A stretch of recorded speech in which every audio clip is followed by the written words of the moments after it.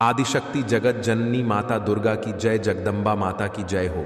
नवरात्रि के दिनों में अगर मिले आपको यह संकेत तो समझ जाना आपके घर माता दुर्गा पधार चुकी हैं।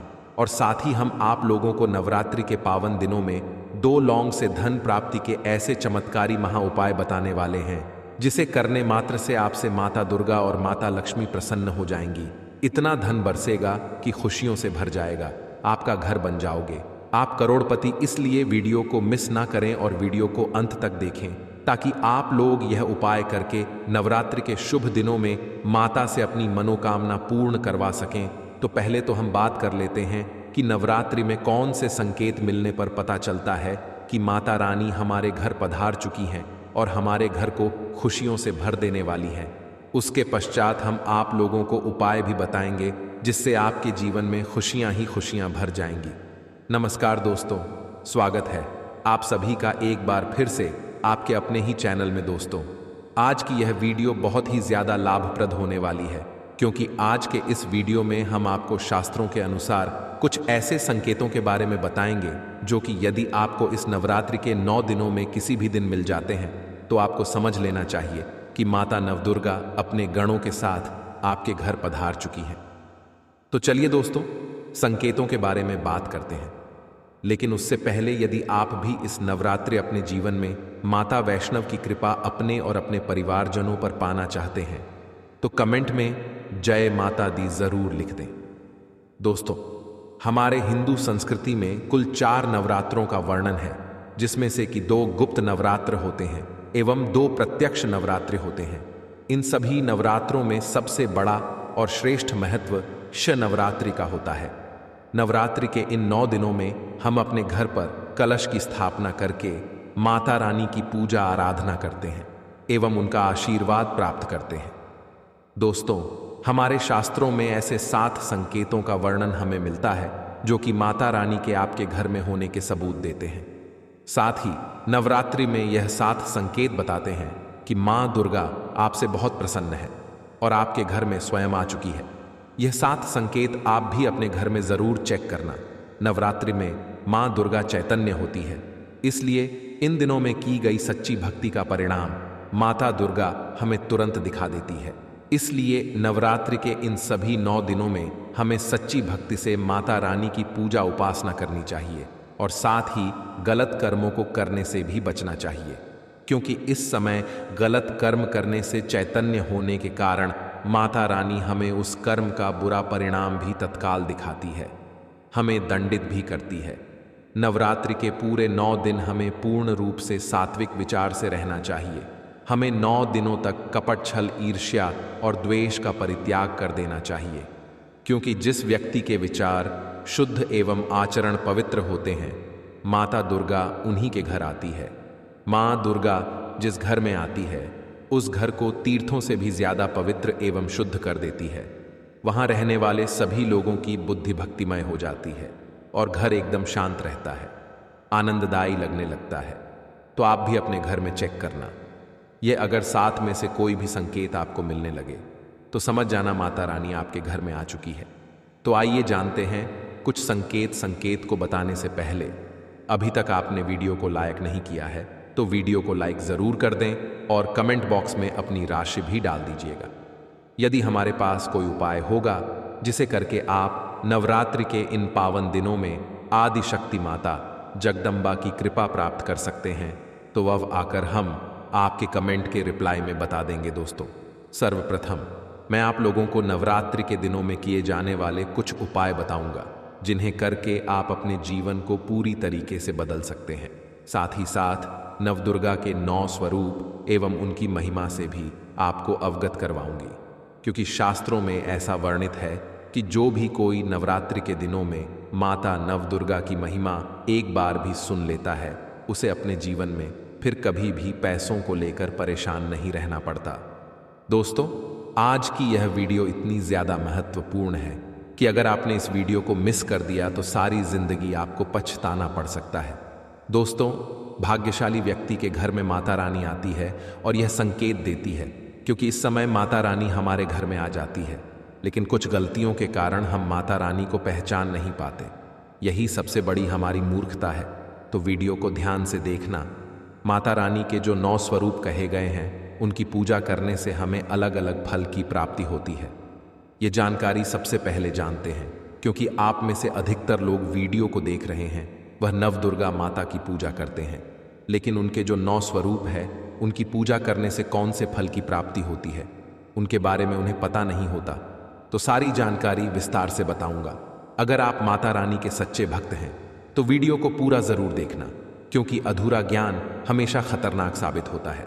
ध्यान से देखना और कमेंट बॉक्स में जय माता दी जरूर लिखना। नवरात्रि के प्रथम दिन हम देवी मां शैलपुत्री की पूजा करते हैं।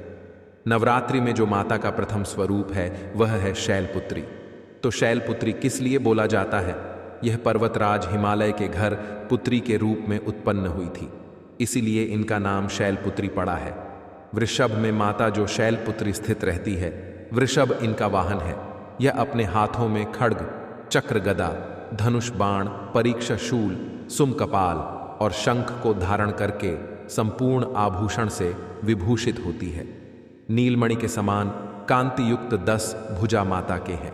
चरण वाली है। इनके दाहिने हाथ में त्रिशूल और बाएं हाथ में कमल पुष्प है। देवी शैलपुत्री शक्ति, दृढ़ता, आधार पर स्थिरता का प्रतीक है। माता की उपासना करने से जीवन में स्थिरता आती है। तो अगर आप भी माता शैलपुत्री को प्रसन्न करना चाहते हैं तो आपके जीवन में स्थिरता आएगी। माता शैलपुत्री का जो बीज मंत्र है वो है ओम संघ शैलपुत्री देवीय नमः। नवरात्रि के द्वितीय दिवस हम माता ब्रह्मचारिणी की पूजा करते हैं। देवी ब्रह्मचारिणी की आराधना करने से कई प्रकार के मनोरथ की पूर्ति होती है। देवी ब्रह्मचारिणी, इनका नाम क्यों पड़ा, यह भी जान लेते हैं। तो भगवान शिव से विवाह करने के लिए प्रतिज्ञाबद्ध देवी माता पार्वती ने कठोर ब्रह्मचार्य का पालन किया। ब्रह्म का अर्थ होता है तपस्या और चारणी का, और नीचे वाले हाथ में कटार रखे हुए हैं। इनकी पूजा करने से सभी पापों से मुक्ति, दुश्मनों का नाश और तेज बढ़ता है। मां अपने भक्तों के सभी प्रकार के कष्टों और भय से मुक्त करती है। माता का जो बीज मंत्र है ओम ऐं हलिम क्लीं चामुंडाय विचय, इस मंत्र का जाप करने से माता बहुत ही प्रसन्न होती है। या फिर ओम काली के नम, इस मंत्र का भी जाप कर सकते हैं। दोस्तों, नवरात्रि के अष्टमी के दिन नवरात्रि के जो अष्टम स्वरूप कही गई है, मां महागौरी, मां दुर्गा का जो अष्टमी स्वरूप है यह महागौरी है। हिमालय में तपस्या करते समय गौरी का शरीर धूल मिट्टी से ढककर मलिन हो गया था, जिसे शिव ने गंगा जल से शुद्ध करके गंदगी को बाहर निकाल मलिन शरीर को गौर वर्ण प्रदान किया। इसलिए माता का नाम गौरी पड़ा है, महागौरी पड़ा है। इनका स्वरूप जान लेते हैं और इनकी पूजा करने से क्या फल प्राप्त होता है, आइए जानते हैं। तो देवी माता का स्वरूप कुछ इस प्रकार से है। देवी महागौरी के वस्त्र एवं आभूषण जो है श्वेत कलर के हैं। इनकी 4 भुजाएं हैं और वाहन वृषभ है। दाहिना हाथ अभय मुद्रा तथा दूसरे हाथ में त्रिशूल लिए हुए हैं। बाएं हाथ में डमरू और नीचे का बाएं हाथ वर्मुद्युम मुद्रा में है। मां की कृपा से अलौकिक सिद्धि की प्राप्ति होती है। देवी महागौरी भक्तों को जो भी उनके जीवन में चल रहे कष्ट है उनको तत्काल दूर करती है। जो देवी मां का अष्टम स्वरूप महागौरी कहा गया है, यह सभी देवियों की तुलना में सबसे जल्दी प्रसन्न होती है। और अगर आप जल्दी प्रसन्न करना चाहते हैं देवी नवदुर्गा के स्वरूप में किसी भी देवी को, तो आप महागौरी की पूजा करना शुरू कर दीजिए। इनकी पूजा करने से यह तत्काल प्रसन्न होती है। दोस्तों, देवी का जो 9वां स्वरूप कहा गया है वह है सिद्धामा जी। का जो 9वां स्वरूप है वह है सिद्धदात्री। यह सभी प्रकार की सिद्धि को देने वाली है। ममता मोह से वृत्त होकर के महर्षि मेधा के उद्देश्य से समाधि ने देवी की आराधना की थी और ज्ञान प्राप्त करके मुक्ति प्राप्त की थी। सिद्धि अर्थात मोक्ष को देने वाली। तो देवी मां की पूजा पाठ करने से सभी प्रकार की सिद्ध की प्राप्ति होती है, सभी प्रकार की कामना की पूर्ति होती है। इसीलिए नवरात्र के 9 दिन इनकी पूजा करते हैं। इनका स्वरूप जान लेते हैं। मां सिद्धदात्री की 4 भुजाएं हैं। वर्ण जो है रक्त वर्ण के हैं। वाहन इनका कमल पुष्प पर आसन है। एक हाथ में कमल, दूसरे हाथ में चक्र, तीसरे हाथ में गदा, चौथे हाथ में शंख है।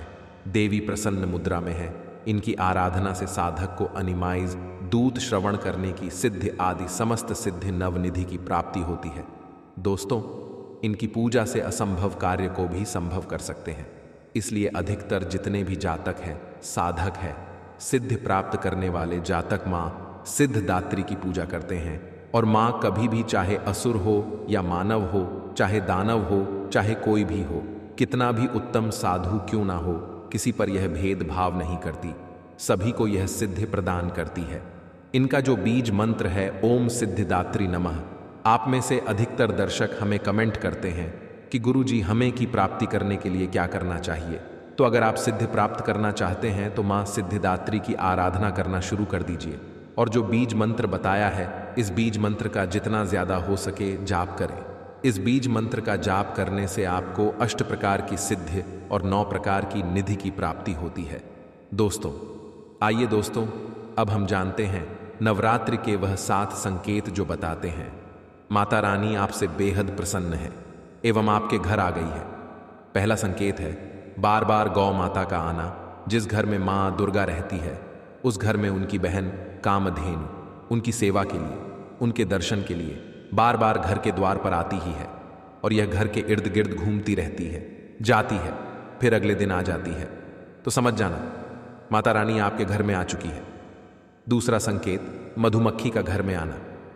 जी हाँ दोस्तों, मधुमक्खी को माँ दुर्गा का स्वरूप कहा गया है। जिस घर में नवरात्रि में मधुमक्खी आती है तो समझ जाना उस घर में माता रानी आ चुकी है, क्योंकि जो मधुमक्खी है यह माँ दुर्गा का ही स्वरूप कहीं गई है और यह अपने पूर्ण स्वरूप के दर्शन के लिए अर्थात नवदुर्गा के दर्शन के लिए सेविका बन करके आती है। तो समझ जाना आपके घर में माँ दुर्गा आ चुकी है। तीसरा संकेत ज्योति का तीव्र गति में जलना। जी हाँ, अगर आपने अपने घर में माता रानी की प्रसन्नता के लिए, भक्ति प्राप्त करने के लिए ज्योति स्थापित करके रखी है और अगर ज्योति की लौ अनक से तीव्र गति से जल रही है या जो धूप अगरबत्ती आपने जलाई है उसने ओम की आकृति बनने लग जाए तो समझ जाना ज्योति के समक्ष स्वयं माता रानी खड़ी है और आपको भी अंतरात्मा से माता रानी के होने का एहसास होगा। तो इन संकेत से भी पता कर सकते हैं कि माता रानी आपके घर में आ चुकी है। चौथा संकेत नवरात्रि में दीपक की बाती में फूल का बनना।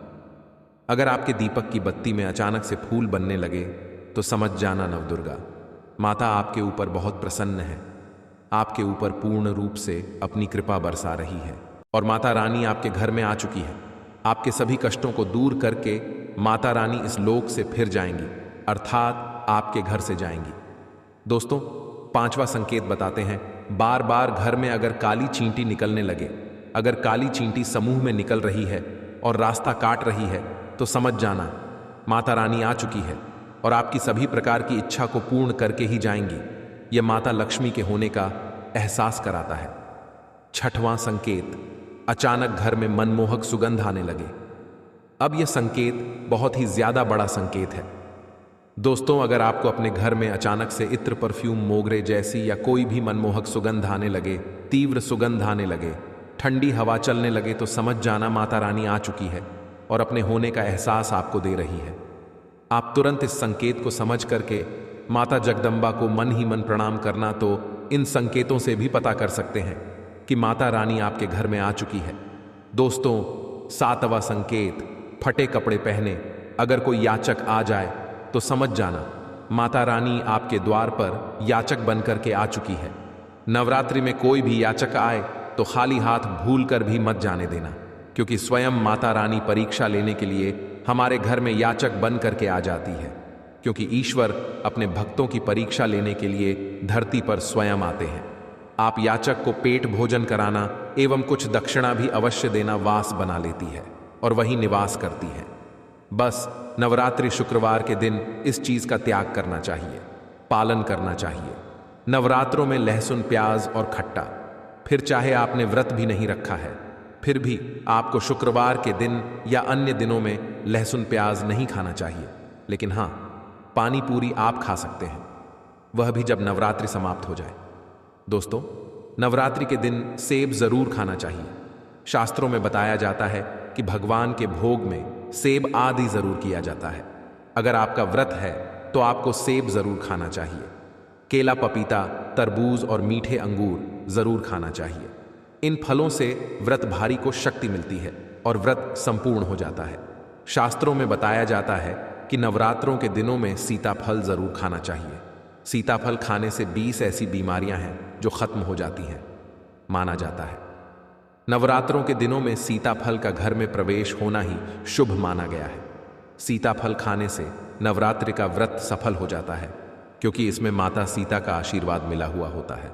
माना जाता है भगवान राम के वनवास के द्वार में माता सीता ने यही फल खाया था। नवरात्रि के दौरान इसे जो भी खाता है उसे दुखों का सामना नहीं करना पड़ता। सीताफल आपको जरूर खाना चाहिए। माता सीता प्रसन्न होती हैं और आशीर्वाद देती हैं। दोस्तों, नवरात्रों में तेल की तली हुई हरी मिर्च खा सकते हैं, लेकिन कम मात्रा में खाना है। व्रत के दौरान ज्यादा तीखा नहीं खाना चाहिए। व्रत में तीखा खाने से व्रतधारी की जो पेट की आंतें होती हैं उसमें जख्म हो सकते हैं। क्योंकि इस दौरान हम व्रत का पालन करते हैं तो हमारे पेट में कुछ नहीं होता, इसीलिए हल्का खाना खाना सर्वप्रिय और उत्तम माना जाता है। व्रतधारी को रसीले आलू अवश्य खाना चाहिए। इससे हमारे शरीर में ऊर्जा की भरपूर जरूरत जो होती है पूरी हो जाती है। आप आलू का पानी पी सकते हैं। रसीले आलू जरूर खाना चाहिए। दोस्तों, नवरात्रों में भिंडी की सब्जी जरूर खाना चाहिए। भिंडी में कई ऐसे पोषक तत्व होते हैं जो हमारी हड्डियों को मजबूत बनाते हैं, तथा नवरात्रों में बैंगन की सब्जी जरूर खाना चाहिए। लेकिन याद रहे, जब नवरात्रों में सोमवार पड़ जाए तो बैंगन की सब्जी मत खाना, पाप लगेगा। नवरात्रों में सब्जी में हरा धनिया जरूर डालना चाहिए। हरे धनिये से भी व्रतधारी को पोषक तत्व मिलते हैं। नवरात्रों में हरा धनिया अवश्य खाएं। इससे जो शुगर लेवल होगा वह कम हो जाएगा। नवरात्रों में रिफाइंड का तेल और सरसों का तेल भूलकर भी व्रत के दौरान नहीं खाना चाहिए। मूंगफली का तेल और देसी घी और गोले का तेल खाना अच्छा माना जाता है। दोस्तों, नवरात्र में व्रतधारी को डब्बा बंद लस्सी, डब्बा बंद जूस नहीं पीना चाहिए। उसमें कई केमिकल मिले होते हैं जिसके कारण आपका व्रत टूट सकता है। जब भी आप फलों का जूस पिए तो याद रखें उसमें नमक ना डालें, नहीं तो व्रत टूट जाएगा। साथ ही साथ जूस में बर्फ भी नहीं डालना चाहिए। फलों का सादा जूस पीने से व्रत सफल होता है। दोस्तों, नवरात्रि के दौरान सिंघाड़े का आटा या कुटू का आटा खाने से पहले यह देख ले कि आटा पुराना नहीं होना चाहिए, क्योंकि पुराने आटे में कीड़े वगैरह पड़ जाते हैं जिसके कारण आपका व्रत टूट सकता है। क्योंकि यह छोटे छोटे कीड़े हमें दिखाई नहीं देते और आपके मुंह तक पहुंच जाते हैं। ऐसा आटा खाना मतलब कीड़े मकोड़ों का मांस खाने के बराबर माना गया है। दोस्तों, नवरात्रि के दौरान आप शाम के समय खाने में दही ले सकते हैं, आलू वगैरह खा सकते हैं। आलू के चिप्स बिना मिर्च मसाले के आप खा सकते हैं। साबूदाने की टिकिया बनाकर भी खाई जा सकती है। साबूदाने की खिचड़ी खा सकते हैं। आलू के पापड़ भी खा सकते हैं। कई सब्जियां तो ऐसी है जो नवरात्रि के दौरान भोजन में शामिल कर सकते हैं। इससे आपको एनर्जी मिलेगी और व्रत सफल हो जाए। नवरात्रि के दौरान आप दूध पी सकते हैं जो आपको ताकत देगा। चाय वगैरह भी पी सकते हैं, लेकिन याद रहे उसमें नमक ना डालें। चाय में नमक डालने से व्रत भी टूट जाएगा और हड्डियां भी कमजोर होने लगती हैं। एक बात का ध्यान रहे, व्रतधारी को पेट भर खाना यानी गले तक भोजन नहीं करना चाहिए, नहीं तो व्रत रखने का कोई भी पुण्य फल प्राप्त नहीं होता। व्रत में भोजन आप थोड़ा थोड़ा खा सकते हैं। दोस्तों, नवरात्रि के 9 दिन आदिशक्ति मां दुर्गा को समर्पित होते हैं। नवरात्रि के 9 दिन माता रानी के 9 अलग अलग स्वरूपों का पूजन किया जाता है। नवरात्रि के 9 दिनों तक माता रानी को अलग अलग स्वरूप के हिसाब से अलग अलग पुष्प, अलग अलग भोग अर्पित किए जाते हैं। लेकिन क्या आप जानते हैं, कुछ ऐसी वस्तुएं हैं जिन्हें नवरात्रि के दौरान भूलकर भी माता रानी को अर्पित नहीं करना चाहिए। अगर इन वस्तुओं को आप गलती से भी माता रानी को अर्पित कर देते हैं तो आपको व्रत और पूजन का पूर्ण लाभ नहीं होगा।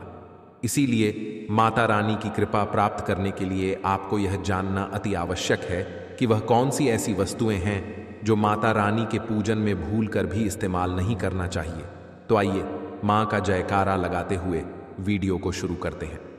दोस्तों, नंबर 1, नवरात्रि के दौरान शादीशुदा महिलाओं को सफेद कपड़े पहनकर पूजा पाठ नहीं करना चाहिए।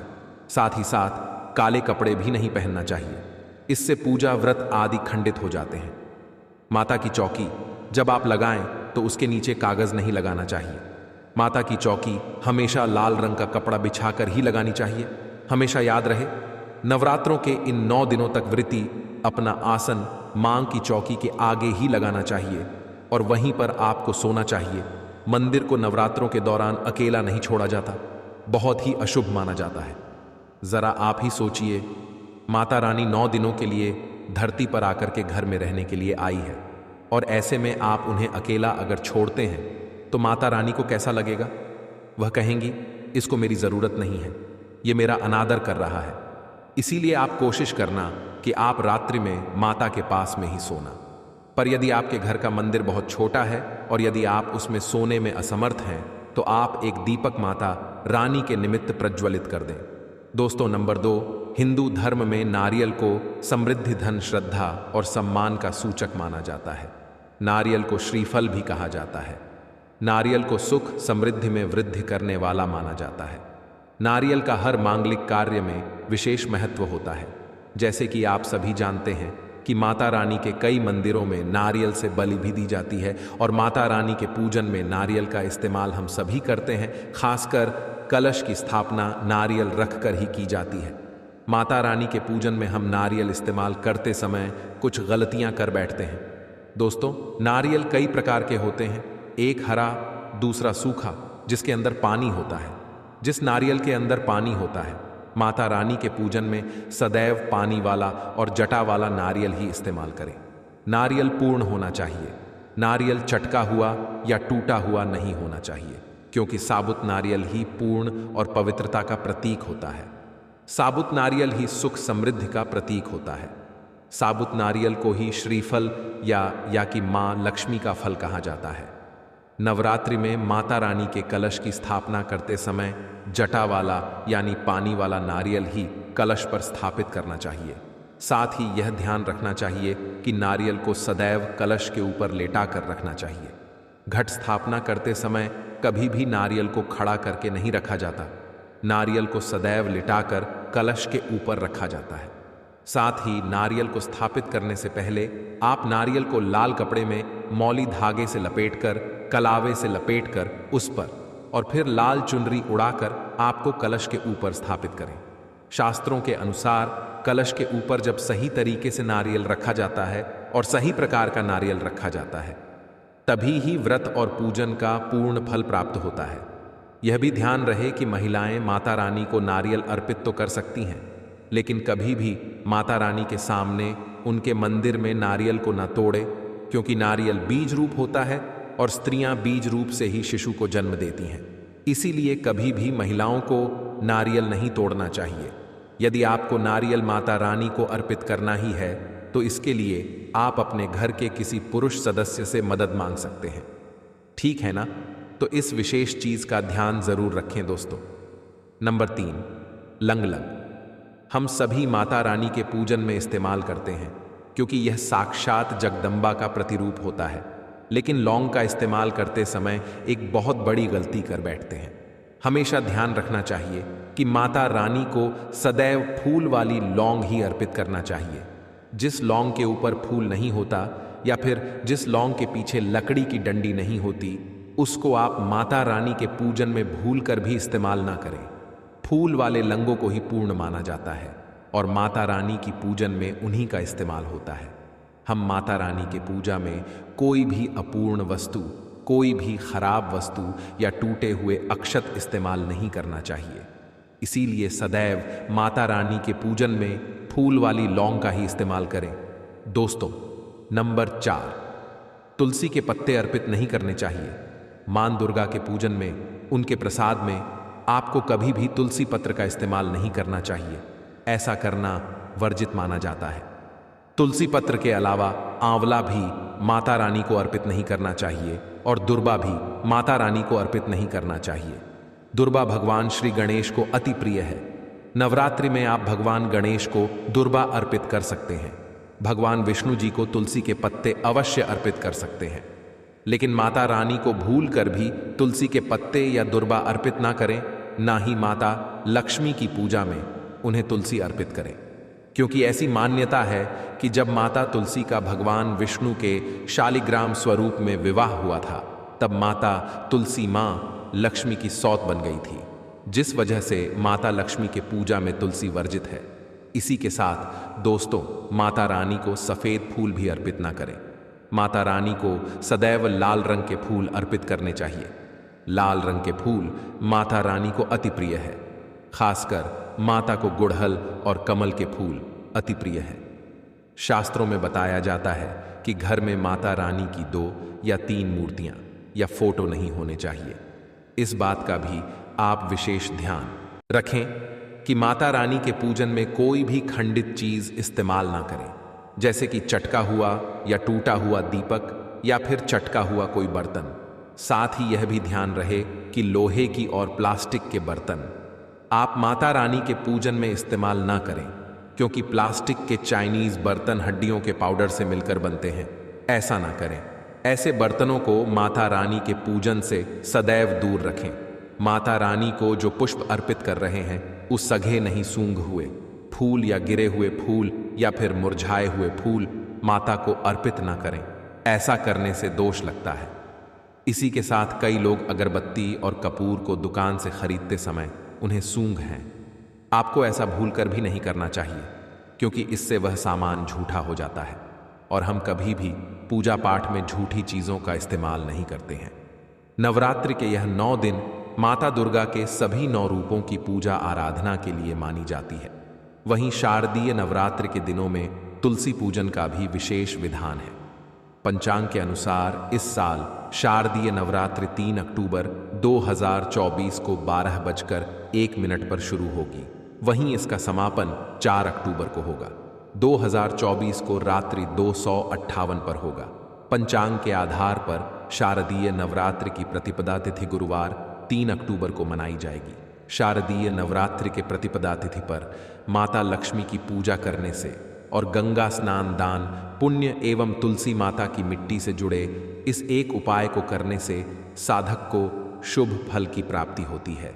वहीं धन की प्राप्ति के लिए शारदीय नवरात्रि के प्रतिपदा तिथि के दिन कुछ विशेष उपाय किए जाते हैं, जिनके बारे में हम आपको आज की इस वीडियो में बताने जा रहे हैं। दोस्तों, 3 अक्टूबर गुरुवार के दिन यहाँ पर करीब 500 वर्षों के बाद अत्यंत दिव्य एवं दुर्लभ संयोग बनने जा रहा है, क्योंकि इस दिन सभी 4 नवरात्रि में से सबसे बड़ी नवरात्रि शारदीय नवरात्रि की प्रतिपदा तिथि पढ़ने जा रही है। दोस्तों, यह तिथि इस बार गुरुवार के दिन पड़ रही है, जिस वजह से इस दिन का महत्व बहुत ही ज्यादा होता है। जिस वजह से इस दिन 4 बड़े योगों का निर्माण होने जा रहा है, जो कि है सर्वार्थ सिद्ध योग, अमृत सिद्ध योग, धन लक्ष्मी योग और नारायण योग। और दोस्तों, इन 4 योगों के निर्माण की वजह से नवरात्रि के प्रथम दिन पर भगवान विष्णु और महालक्ष्मी की असीम कृपा बरसने वाली है। और अगर इस दिन अगर आप चुपचाप किसी को बिना बताए तुलसी माता का यह वाला उपाय कर लेते हैं, तो आपके जीवन में चल रही सभी समस्याओं का हल संपूर्ण रूप से हो जाएगा। दोस्तों, वैसे तो एक साल में 2 प्रत्यक्ष नवरात्रि और 2 गुप्त नवरात्रि पड़ते हैं, पर 3 अक्टूबर 2024 को पड़ने वाली शारदी नवरात्र की प्रतिपदा तिथि सभी नवरात्रों में सबसे बड़ी मानी जाती है। आज के दिन विभिन्न प्रकार के शुभ मंगल योगों का निर्माण होने जा रहा है, जिसमें सर्वार्थ सिद्ध योग, अमृत सिद्ध योग, धन लक्ष्मी योग और नारायण योग शामिल है। शास्त्रों के अनुसार अमृत सिद्ध योग में धन लाभ होने से कई गुना फायदा मिलता है। मान्यता है कि इस किए गए शुभ कार्यों से जीवन में सुख समृद्धि आती है। दोस्तों, ऐसा कहा जाता है कि तुल्य के पेड़ में कई देवी देवताओं का निवास होता है। किसी विशेष दिन पर, जैसे कि नवरात्रि के दिनों में तुलसी माता की अगर पूजा उपासना की जाए, तो व्यक्ति के सभी आर्थिक, मानसिक और घरेलू समस्याओं का निदान तत्काल रूप से हो जाता है। नवरात्रि के प्रथम दिन भगवान श्री हरि विष्णु, भगवान विघ्नहर्ता श्री गणेश की महाराज के साथ महादेव की भी पूजा की जाती है, क्योंकि इस दिन की गई पूजा आराधना से हमें कई गुना फल मिलता है। इसलिए इस दिन तुल्य माता से जुड़ा यह अचूक उपाय आपकी हर परेशानी को हल कर देगा, चाहे वह धन को लेकर हो या सेहत या संतान की प्राप्ति को लेकर हो। इसीलिए इस वीडियो को बिना भगाए अंत तक देखें, ताकि इस उपाय को करने के बाद आपका भाग्य प्रबल हो जाए, आपके नवग्रह आपका साथ देना शुरू कर दे, आपके घर की बरकत हो, आपके घर की उन्नति हो और भगवान भोलेनाथ का आशीर्वाद हमेशा आप पर बना रहे। और अगर आप चाहते हैं कि माता रानी जी की कृपा से आपके जीवन की समस्त प्रकार की परेशानी से आपको मुक्ति मिल जाए और माता रानी की कृपा हमेशा आप पर बना रहे। तो दोस्तों, पूरी सच्ची श्रद्धा और पूरे विश्वास के साथ इस वीडियो को लाइक कर दीजिए और कमेंट बॉक्स में लिख दीजिए जय माता दी, जय माता लक्ष्मी। और इस वीडियो को आप जितने लोगों तक पहुंचा सकते हैं उतने लोगों तक पहुंचा दीजिए ताकि लोगों का भला हो सके। और दोस्तों, कमेंट बॉक्स में अपनी राशि भी डाल दीजिएगा। आपकी राशि के अनुसार कोई भी ऐसा उपाय होगा जिसे करके आप इस नवरात्रि के दिनों में लाभ पा सकते हैं, तो वह आकर हम आपके कमेंट के रिप्लाई में बता देंगे। लेकिन आपसे निवेदन था, वीडियो लाइक करना मत भूलिए। और अगर आप लोग हमारे चैनल पर नए हैं तो हमारे चैनल को सब्सक्राइब कर लेना। दोस्तों, मान्यता है कि नवरात्रि के दिनों में उपवास रखने और पूजा पाठ करने से घर में सुख समृद्धि का वास बना रहता है। शारदीय नवरात्रि का व्रत रखने से मनुष्य को हर तरह के पाप कर्म से मुक्ति मिल जाती है। मान्यता है कि इस दिन पूजा, व्रत, दान आदि धार्मिक कार्य करने वालों पर माता दुर्गा जी के साथ साथ लक्ष्मी नारायण जी की भी विशेष कृपा बरसेगी। इसीलिए दोस्तों, आप लोगों को भी इस नवरात्रि के प्रथम दिन तुलसी मैया की मिट्टी से जुड़ा यह विशेष उपाय जरूर कर लेना चाहिए, जिसके बारे में हम आपको बताने वाले हैं। दोस्तों, तुलसी एक ऐसा पौधा है जिसकी पूजा से बहुत ही चमत्कारी और बहुत ही शीघ्र लाभ प्राप्त होता है।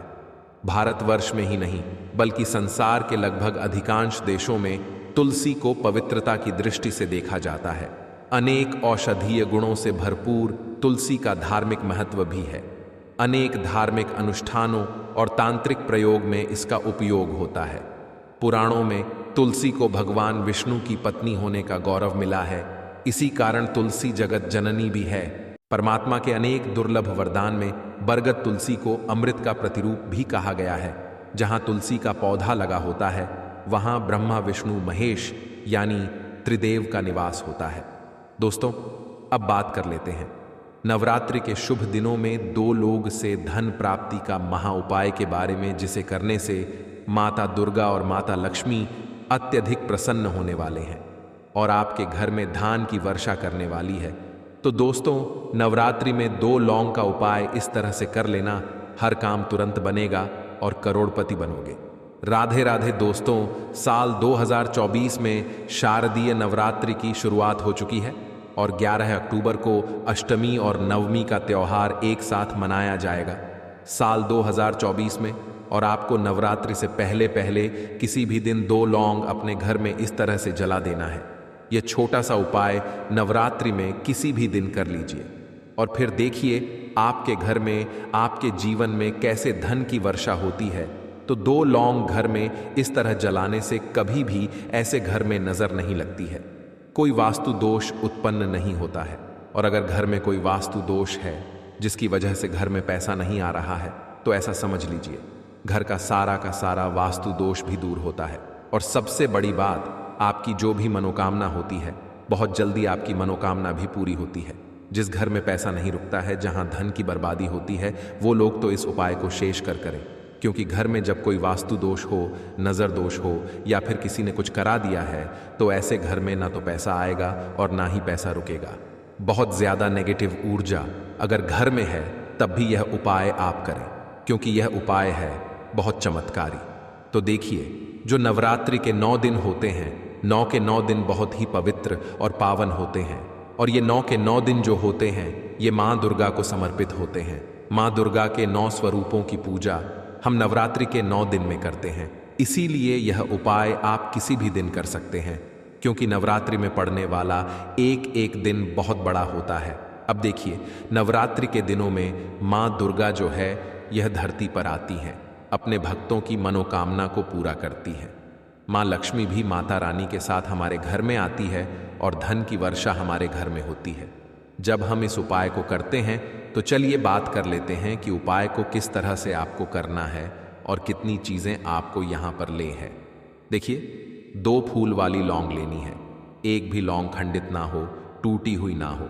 साथ ही साथ आपको एक कपूर का छोटा सा टुकड़ा लेना है, यानी कपूर की एक टकी आपको लेनी है। अब आपको क्या करना है कि जो कपूर आपने लिया है किसी मिट्टी के दीपक में रख लें, या कोई पीतल का बर्तन अगर आपके पास है उसके अंदर कपूर रख लें और उसी कपूर के ऊपर आपको यह 2 लौंग रखनी है। अब लौंग आपको कपूर के ऊपर रखने के बाद उस कपूर को जला देना है और इस जलती हुई लौंग और कपूर को आपको अपने घर में सभी जगह लेकर जाना है। अब देखिए, आपके घर में 1 कमरा है, 2 कमरे हैं, 3 कमरे हैं, जितने भी कमरे हैं, जितने भी रूम्स हैं, घर का जो आंगन है, घर की जो बालकनी है, घर का जो मुख्य द्वार है, ठीक है ना, सभी जगह पर इस जलती हुई लौंग का धुआं आपको दिखाना है। अब देखिए, लौंग जो कि माँ दुर्गा की सबसे प्रिय है, मतलब माँ दुर्गा को सबसे प्रिय लौंग होती है और लौंग के बिना उनकी पूजा भी अधूरी होती है। लौंग आपके घर में बहुत तेजी से सुख समृद्धि को लेकर आएगी। जैसे ही लौंग का धुआं अपने घर में आप दिखाएंगे, इस तरह से लौंग को अपने घर में जलाएंगे। नवरात्रि में कितनी भी नेगेटिव ऊर्जा आपके घर में हो, कितनी भी नज़र दोष घर को लगी हो, कोई भी शत्रु आपका हो, ऐसा समझ लीजिए हर समस्या का हल लौंग में मिल जाएगा।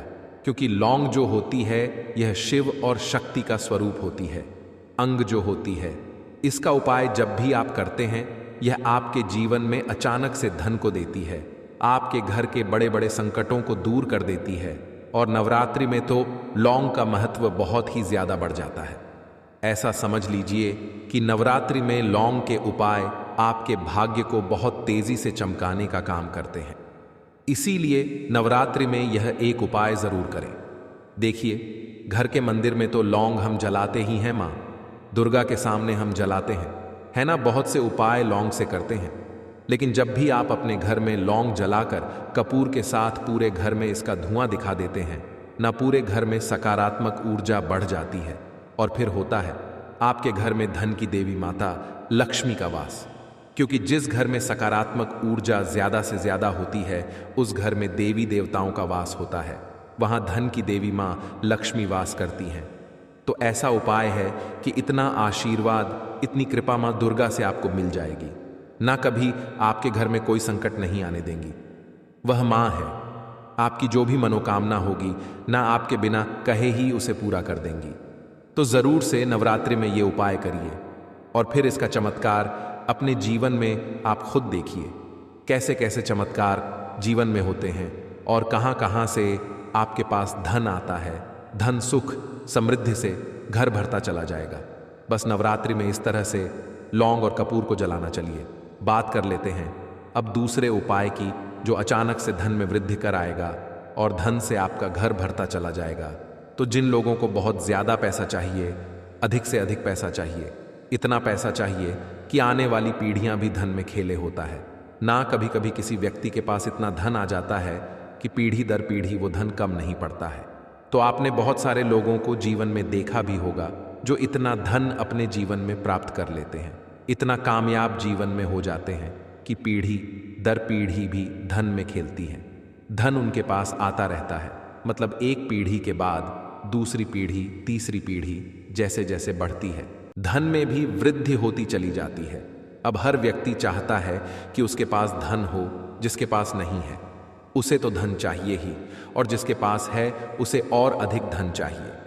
तो हर व्यक्ति चाहता है कि माँ लक्ष्मी की कृपा बरसती रहे और घर में पैसा धन बढ़ता रहे। अब आपको करना क्या है, आपको हरी इलायची के कुछ दाने लेने हैं। हरी इलायची जो कि माँ लक्ष्मी को सबसे ज्यादा प्रिय होती है। हरी इलायची आपके शुक्र को भी मजबूत करती है। आपको क्या करना है, हरी इलायची के थोड़े से दाने लेने हैं और इन्हें पीसकर इसका पाउडर बना लेना है, ठीक है ना। अब हरी इलायची का जो पाउडर आपने बनाया है, आपको अपने नहाने वाले जल में, यानी जिस जल से आप स्नान करते हैं, जिस पानी से आप नहाते हैं, उस पानी में आपको यह पाउडर डालना है नवरात्रि के दिनों में, और फिर इस जल से आपको स्नान करना है। अब देखिए, ये हरी इलायची का जो पानी है ना, जिससे आप स्नान कर रहे हैं, यह आपकी कुंडली में शुक्र को बहुत मजबूत कर देगा। और शुक्र ही वह ग्रह है आपकी कुंडली में जो आपको धन देने का काम करता है, आपके जीवन में धन लाने का काम करता है। तो कोशिश करें कि हरी इलायची वाले जल से आप नवरात्रि के दिनों में स्नान जरूर करें और फिर देखें आपके पास कैसे पैसा आता है और कैसे पैसा बढ़ता है। आना एक अलग चीज है, लेकिन धन में वृद्धि होना यह बहुत उत्तम होता है, क्योंकि जिनके पास पैसा आकर बढ़ता है ना, उनका पैसा, उनके धन में वृद्धि तेजी से होती चली जाती है और फिर उनकी पीढ़ियां भी धन में खेलती हैं। तो नवरात्रि के दिनों में किसी भी दिन आप इस उपाय को कर सकते हैं। कितनी बार भी कर सकते हैं। 9 के 9 दिन कर लें या नवरात्रि में जितने दिन बचे हैं उतने दिन कर लें। ज्यादा दिन ना कर पाए तो अष्टमी को कर लें, नवमी को कर लें, लेकिन चूके ना इस उपाय को जरूर करें। अगर जीवन में अधिक से अधिक धन चाहिए, मां लक्ष्मी की कृपा चाहिए, तो चलिए बात कर लेते हैं अब अपने तीसरे उपाय की। और यह तीसरा उपाय आपके घर से बुरी शक्ति को बाहर कर देगा। नजर घर को लगी है, उसे बाहर कर देगा। और सबसे बड़ी बात, आपके घर में कोई बुरी शक्ति घुस नहीं सकती।